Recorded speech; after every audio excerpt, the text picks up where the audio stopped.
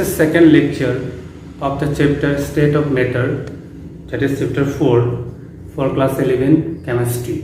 Already ना हम लोग लास्ट वीडियो में मेजरेबल प्रॉपर्टी ऑफ गैस हम लोग डिस्कस किया है. मेजरेबल प्रॉपर्टी जैसे वॉल्यूम है, मास है, टेम्परेचर है, डेंसिटी है, temperature, pressure, all we have discuss. अभी हम लोग मेनली गैसेस लॉस को देखेंगे. ठीक है, gas law. Gas law mainly हम लोग आइडियल गैस के लिए देखेंगे. आइडियल गैस मतलब ध्यान से देखना, मैं एक बात बताने जा रहा हूँ. पहले एक गैस का वॉल्यूम, गैस है, गैस का वॉल्यूम मेनली किस का ऊपर डिपेंड होगा? टेम्परेचर के ऊपर डिपेंड होगा. अगर गैस को हीट करेंगे तो मॉलिक्यूल क्या होगा? भागेगा. भागने से वॉल्यूम क्या होगा? ज्यादा होगा, है ना. More the temperature more the what? Volume. And directly proportional to number of moles. Obviously बात है, गैस में मॉलिक्यूल अगर हम लोग ज्यादा भराएंगे, जैसे बेलून है, बेलून जब हम लोग फुलाते हैं तो हम लोग क्या करते हैं? उसमें गैस डालते हैं. यानी बेलून जितना भरा होगा वो डिपेंड होगा कितना गैस डाला है उसमें. तो गैस पार्टिकल जितना ज्यादा होगा वॉल्यूम भी उतना ज्यादा होगा. एंड इनवर्सली प्रोपोर्शनल टू आपको होगा प्रेशर. प्रेशर ये बहुत इंपॉर्टेंट रूल है.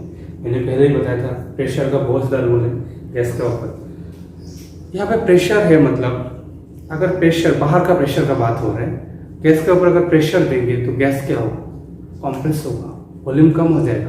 That's why it's inversely proportional. और ये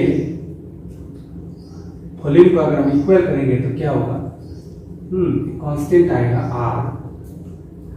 सभी हम प्रोपोर्शनल साइन को हटाते हैं तो कांस्टेंट आता है, तो आएगा V is equal to R. ऊपर में होगा T एंड नीचे होगा P. तो P को इधर लेके आओ. नहीं, ऐसा भी लिख सकते हैं हम लोग. P V is equal to क्या होगा आपका? nRT लिख सकते हैं हम लोग. और इस इक्वेशन को बोला जाता है ideal gas equation. P V is equal to nRT. यहाँ पे P हो गया प्रेशर ऑफ गैस, V हो गया वॉल्यूम, N हो गया नंबर ऑफ पार्टिकल्स व नंबर ऑफ मोल्स, R हो गया यूनिवर्सल गैस कांस्टेंट है. यूनिवर्सल गैस कांस्टेंट, इसके बारे में आगे आएंगे डिटेल्स. Universal gas constant.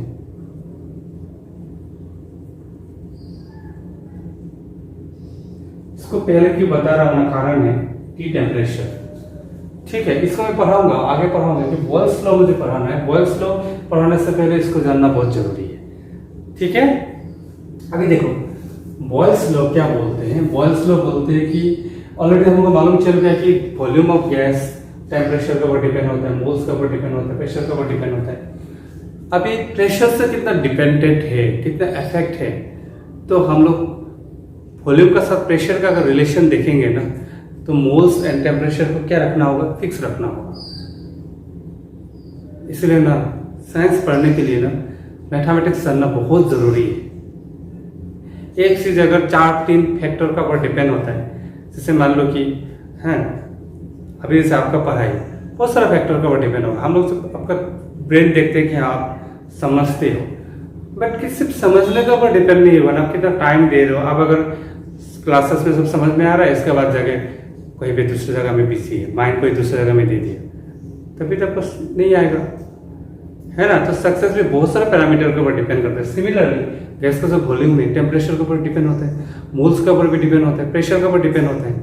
इतना तो मेजरेबल है. और भी है, जैसे रियल गैस होगा तो इंटरमोलिकुलर अट्रैक्शन फोर्स के ऊपर डिपेंड होगा. और भी बात आएगा, 5 फैक्टर के ऊपर डिपेंड होगा रियल गैस का वॉल्यूम. या आइडियल गैस का वॉल्यूम सीधे 3 चीज के ऊपर डिपेंड होता है. मेनली हम लोग कंसिडर करते हैं it's depend on temperature, moles and pressure. तो प्रेशर के ऊपर कितना डिपेंड होगा उसको चेक करने के लिए, एक्सपेरिमेंट करने के लिए temperature and moles must be constant. तो उसी को that is given by Boyle's law. The Boyle's law means at constant temperature and moles. Moles at constant temperature and moles, volume of gas inversely proportional to what? Pressure. ठीक है. Okay, pressure अगर ज्यादा है तो volume क्या है? कम है. या तो हम लोग ऐसे भी लिख सकते हैं pressure inversely proportional to volume. अगर वॉल्यूम बढ़ रहा है तो प्रेशर क्या होगा, कम होगा, तभी तो वॉल्यूम बढ़ रहा है, तभी तो मूव कर पा रहा है। ओके, सो इसको इक्वल करने से, हाँ यहाँ पे आपका कांस्टेंट क्या है, मोल्स एंड टेम्परेचर क्या है, कांस्टेंट है। सो हम लोग इसको लिख सकते हैं P is equal to K by V, ऐसा भी लिख सकते हैं। तो प्रोपोर्शनल साइन को हटाएंगे तो एक कांस्टेंट होगा K बाय V। अभी P V is equal to क्या होगा, कांस्टेंट वॉल्यूम और प्रेशर का, वॉल्यूम और प्रेशर का मल्टीप्लिकेशन क्या होगा, कांस्टेंट होगा। जैसे मान लो कि आपका वॉल्यूम में 100, प्रेशर है 2 पास्कल, वॉल्यूम में 100 ml, तो मान लो ये कांस्टेंट का वैल्यू है 200। अगर मैं इसको 50 कर दूं तो प्रेशर क्या हो जाएगा 4, तब भी क्या आएगा 200, ये हमेशा सेम रहेगा, है ना। अब प्रेशर को बढ़ाओगे तो वॉल्यूम घट जाएगा, तो वॉल्यूम को घटाओगे तो प्रेशर क्या होगा, बढ़ जाएगा। दोनों का मल्टीप्लिकेशन हमेशा क्या आएगा, सेम रहेगा। सब ये दोनों को आप क्या रखोगे, सेम रखोगे। तो हम लोग लिख सकते हैं ना यहाँ पे V1 P1 is equal to K, यहाँ पे V2 P2 is equal to P लिख सकते हैं K तो सेम है दोनों केस में। तो we can write P1 V1 is equal to P2 V2। This is important formula, है ना। इज इक्वल टू कांस्टेंट भी लिख सकते हैं, कांस्टेंट। ये है आपका बॉयल्स लॉ का फाइनल कंक्लूजन। बॉयल्स लॉ बताते हैं कांस्टेंट टेम्परेचर एंड मोल्स में ना pressure inversely proportional to volume और volume inversely proportional to pressure, ठीक है। मैं दोनों चीज इसलिए लिया है ना, ग्राफ प्लॉट करने में इजी कर देंगे। देखो अभी मैं ग्राफ प्लॉट करता हूँ, ग्राफ प्लॉट करना बहुत जरूरी है। देखो अभी यहाँ पे मैंने लिया 1/V और y एक्सिस पे लिया प्रेशर, 1/V लिया। V लेंगे तो इनवर्सली प्रोपोर्शनल आएगा, मतलब ग्राफ नीचे आएगा। 1/V लेंगे तो स्ट्रेट लाइन आएगा, स्ट्रेट लाइन, ठीक है, स्ट्रेट लाइन आएगा। जैसे मान लो कि ये लाइन 1/V ले लिया, इनवर्स कर दिया ना तो स्ट्रेट लाइन आएगा। अब मुझे बताओ ये टेम्परेचर में T1 में ये T2, graph between pressure and volume.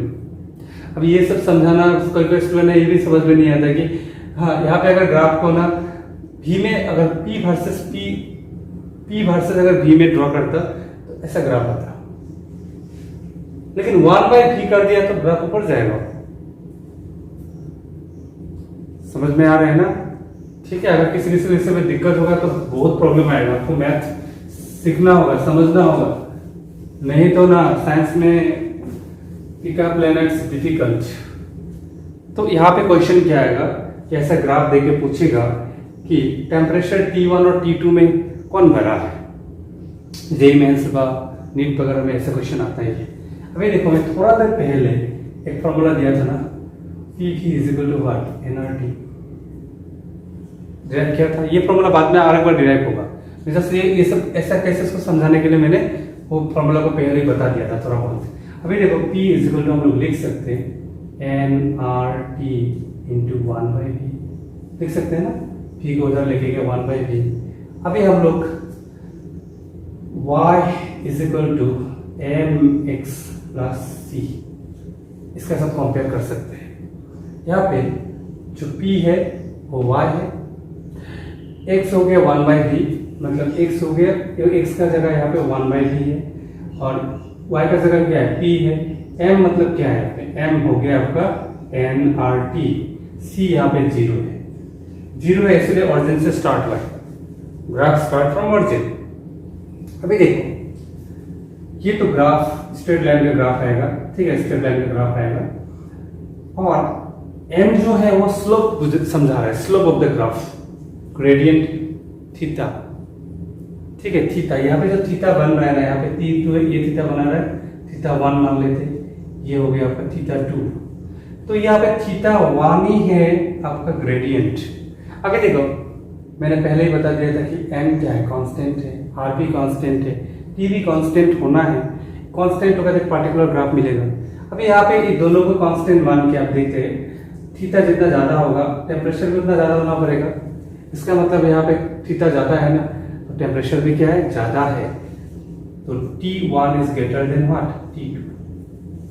अगर ट्रिक्स नहीं जानोगे ना, ये सब क्वेश्चन सोल्व करना बहुत कॉम्प्लिकेटेड हो जाता है। समझ में आ रहा है ना मेनली ग्रेडियंट मतलब थीटा। ये जो एनआरटी है, एनआरटी यहाँ पे कांस्टेंट है, आर तो कांस्टेंट ही है, लॉ में भी मैंने बताया था एन और टी भी कांस्टेंट है, लेकिन यहाँ पे दो ग्राफ दे रहा है, एक का थीटा ज्यादा है, मतलब ये जो ग्रेडियंट है यही तो थीटा है, तो टेम्परेचर तो ज्यादा होगा, टेम्परेचर ज्यादा होगा तभी तो उस ग्राफ का थीटा क्या होगा, ज्यादा होगा।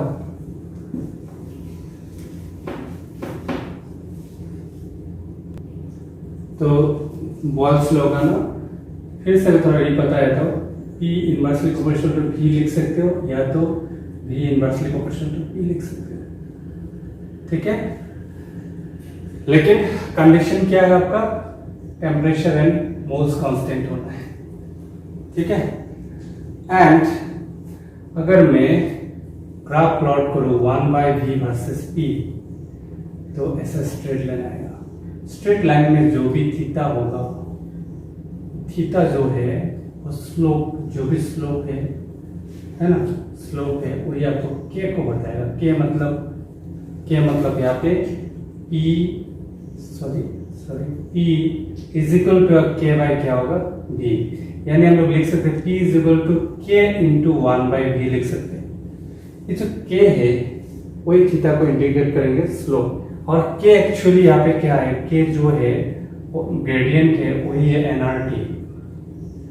तो एक पार्टिकुलर गैस के लिए ना आपका मोल्स तो कांस्टेंट है, आर तो कांस्टेंट है, यानी कांस्टेंट यानी स्लोप ज्यादा होगा जब टेम्परेचर क्या होगा, ज्यादा होगा। तो बहुत इंपॉर्टेंट पॉइंट है, आपको ग्राफ 2-3 दे देगा, पूछेगा कि इसमें टेम्परेचर ज्यादा है, तो इसका स्लोप ज्यादा है, उसमें टेम्परेचर क्या होगा, ज्यादा होगा। नहीं समझ में आ रहा था, पूछना वेरी वेरी इंपॉर्टेंट। नेक्स्ट मैं ग्राफ बता रहा हूँ, अगर आप इसको तो समझाने के लिए 1/V करके ले लिया, अगर मैं ऐसा ग्राफ बनाऊं तो P वर्सेस V, तो क्या आएगा, ऐसा ग्राफ आएगा, है ना। जैसे जैसे प्रेशर अगर ज्यादा है तो वॉल्यूम क्या है, कम है, टच तो नहीं होगा प्रेशर, तो वॉल्यूम तो जीरो नहीं होगा, टच नहीं होगा, ऐसा होगा, ठीक है। यानी अब वॉल्यूम बढ़ाओ, प्रेशर क्या होगा, घट जाएगा, इनवर्सली प्रोपोर्शनल। 1/V नहीं, V वर्सेस P, यहाँ पे जो ग्रेडियंट होगा, स्लोप होगा, वो माइनस में होगा। फिर देखो अगर ग्राफ ऐसा बनाओ तो PV वर्सेस V, तो ग्राफ कैसा आएगा। एक बात याद रखना, बॉयल्स लॉ में P इंटू V हमेशा कांस्टेंट है ना, मतलब P इज इक्वल टू क्या था, K by V, so PV is equal to हमेशा क्या होगा, कांस्टेंट, इट्स ऑलवेज कांस्टेंट। तो वॉल्यूम बढ़ने से भी प्रेशर घट जाएगा, दोनों का मल्टीप्लिकेशन हमेशा क्या होगा, कांस्टेंट, सेम वैल्यू मिलेगा, कांस्टेंट। या तो प्रेशर को बढ़ाओ पीवी का वर्सेस पी का ग्राफ बना, तब भी क्या होगा, कांस्टेंट ही आएगा। सो P वर्सेस 1/V ग्राफ समझ में आ गया, P वर्सेस V ग्राफ का समझ में आ गया, PV वर्सेस V समझ में आ गया, PV वर्सेस आपका PV समझ में आ गया। ऑल ग्राफ पर इंपॉर्टेंट, 1-2 ग्राफ न्यू भी मिल सकते हैं, दिमाग लगा के सोल्व करना। नेक्स्ट हम लोग क्या करना है, log P versus log V का ग्राफ बनाना है। देखो we know that PV is equal to क्या, K कांस्टेंट, बॉयल्स लॉ का हिसाब से दोनों जगह अगर लॉग लगा दूं, log PV is equal to क्या आएगा आपका, लॉग K। जो सीबीएसई के स्टूडेंट है लॉग का थोड़ा बहुत नॉलेज नहीं है, एक बात याद रखना, सिंपल फॉर्मूला बताया था, लॉग A इंटू B का मतलब होता है log A plus log B, ये फॉर्मूला अभी के लिए याद रखो। तो इस केस में हम लोग क्या लिख सकते हैं, log P plus log V is equal to क्या होगा, लॉग K, इज इट।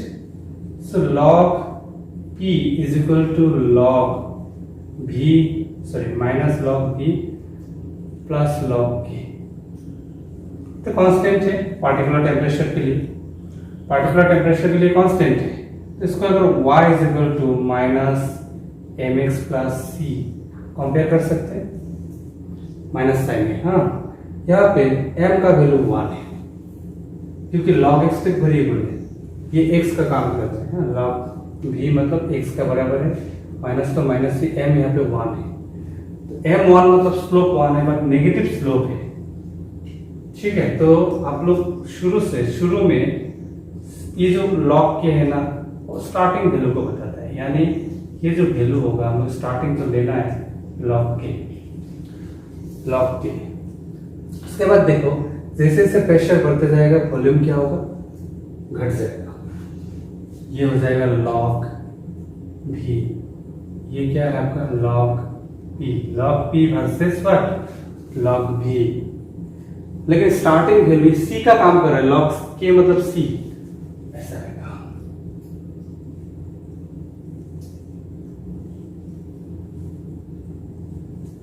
ये जो थीटा है ये कितना आएगा 45 डिग्री। आपको पूछ सकते हैं log p versus log v graph का स्लोप कितना डिग्री है, 45 degree in forward Boyle's law. ठीक है, थोड़ा बहुत अगर कंफ्यूजन हो रहा है तो धीरे धीरे प्रैक्टिस करो तो समझ में आ जाएगा। एक्चुअली स्ट्रूमेन को ठीक करो, स्ट्रूमेन यहाँ पे क्या है, मैथमेटिक्स। हाँ, मैथमेटिकली समझने की कोशिश, गिव अप नहीं करना, टफ तो लगेगा, इजी तो नहीं है ना। ये जो मैं पढ़ा रहा हूँ कितना साल का मेहनत है, कितना मेहनत किया है वो मुझे पता है। टाइम नहीं देने से नहीं होता, कभी नहीं होगा, पॉसिबल ही नहीं है। हाँ, अभी देखो भाई इंपॉर्टेंट बात में जा रहा हूँ, क्वेश्चन दे रहा हूँ, जैसे मान लो कि ये है v, ये है p, ऐसा ग्राफ है।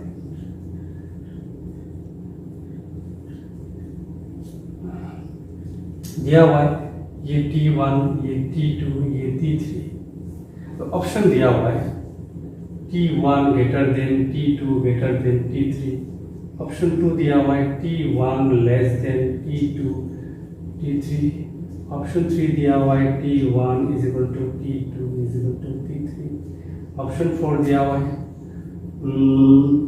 नन। ऑप्शन 3 तो होगा ही नहीं क्योंकि एक पार्टिकुलर टेम्परेचर में एक पार्टिकुलर ग्राफ मिलेगा P versus V। Actually P versus 1/V देने से थोड़ा इजी था, ऐसा लाइन होता है। अभी देखो किसी भी पॉइंट के लिए देखो ये भी यहाँ पे इसमें तीनों पॉइंट ले लिया, इसका एक पॉइंट, इसका एक पॉइंट, इसका पॉइंट, तीनों में प्रेशर सेम कर दिया। तीनों पॉइंट के लिए प्रेशर क्या है, सेम है। अभी देखो तीनों पॉइंट का प्रेशर अगर सेम है ना तो वॉल्यूम सेम है क्या, देखो तो है ना। इसके लिए इतना वॉल्यूम है, इसके लिए इतना वॉल्यूम है, इसके लिए इतना वॉल्यूम है। मान लो ये A पॉइंट है, B पॉइंट है, ये C पॉइंट है, यानी T3 जो टेम्परेचर में जो ग्राफ है ना, C पॉइंट में वॉल्यूम क्या है, ज्यादा है, तीनों में प्रेशर सेम कर दिया। इसका मतलब है T3 वाला ग्राफ में किसी भी पॉइंट में PV का वैल्यू बहुत ज्यादा है। अभी PV इज इक्वल टू हम लोग क्या माना था, K का मतलब क्या है, nRT। टेम्परेचर कांस्टेंट होगा तो ग्राफ सेम आएगा, एक ही ग्राफ आएगा। लेकिन यहाँ पे देखो टेम्परेचर ज्यादा है, किसमें, T3 में ज्यादा होगा टेम्परेचर। ऑब्वियसली बात है कि PV का वैल्यू यहाँ पे प्रोपोर्शनल हो रहा है, किसके ऊपर, टेम्परेचर के ऊपर प्रोपोर्शनल हो रहा है। तो P इंटू V का वैल्यू इस ग्राफ के लिए ज्यादा है, मतलब टेम्परेचर भी क्या है, ज्यादा है। टेम्परेचर अगर सेम होता तो ग्राफ तो जाना ही नहीं था। दिस मीन्स T3 सबसे ज्यादा होगा, फिर T2, फिर T1। This is the correct option. Okay, इसमें चैप्टर में नंबर ऑफ वीडियोस बहुत ज़्यादा बनेंगे क्योंकि I am going to throughout, we have to discuss throughoutly chapters most important. तो देखो यहाँ पे क्वेश्चन दिया हुआ है, यहाँ पे 10 लीटर वॉल्यूम में 2 एटमॉस्फेयर प्रेशर है, यहाँ पे क्रॉप दिया हुआ है, क्रॉप और एक खाली कंटेनर है 10 लीटर का। We open the crock, find the new pressure. अभी देखो ये जो गैस था उसका प्रेशर क्या था, 2 एटमॉस्फेयर, वॉल्यूम था 10 लीटर। अभी जब क्रॉक को खोल देंगे तो गैस को ना ज़्यादा स्पेस मिल जाएगा, बहुत ज़्यादा स्पेस मिल जाएगा, तो वॉल में कोलिजन करके फोर्स कम हो जाएगा, फोर्स पर यूनिट एरिया कम हो जाएगा, प्रेशर क्या हो जाएगा, डिक्रीज हो जाएगा। मतलब वॉल्यूम बढ़ने से प्रेशर क्या होता है, कम हो जाता है। सो देखो अब देखो मेनली हम लोग को पता है P1 into V1 is equal to क्या होगा, P2 इंटू V2। P1 का वैल्यू कितना है 2, V1 कितना है 10 लीटर, P2 निकालना है, वॉल्यूम कितना हो जाएगा फाइनल 20, 10 प्लस 10 कितना हो जाएगा 20 लीटर फाइनल वॉल्यूम। क्रॉप को खोल देने से गैस को पूरा स्पेस मिल जाएगा। सो P2 कितना होगा 1 atm। वॉल्यूम अगर डबल हो गया तो प्रेशर कितना हो गया, आधा हो गया, 2 एटमॉस्फेयर से डिक्रीज हो गया, कितना हो गया 1 एटमॉस्फेयर। ओके, सो बॉयल्स लॉ का मोटा मोटी कॉन्सेप्ट क्लियर हो गया, ग्राफिकल रिप्रेजेंटेशन भी बता दिया, न्यूमेरिकल भी करा दिया। ठीक है, इसका अलावा और ज़्यादा नहीं चाहिए, एंट्रेंस लेवल के भी लिए हो गया। तो next will discuss Charles law, then will discuss Avogadro law. इसमें सब लॉ भी 1-2 है, उसके बाद इसमें बहुत वास्ट कॉन्सेप्ट है।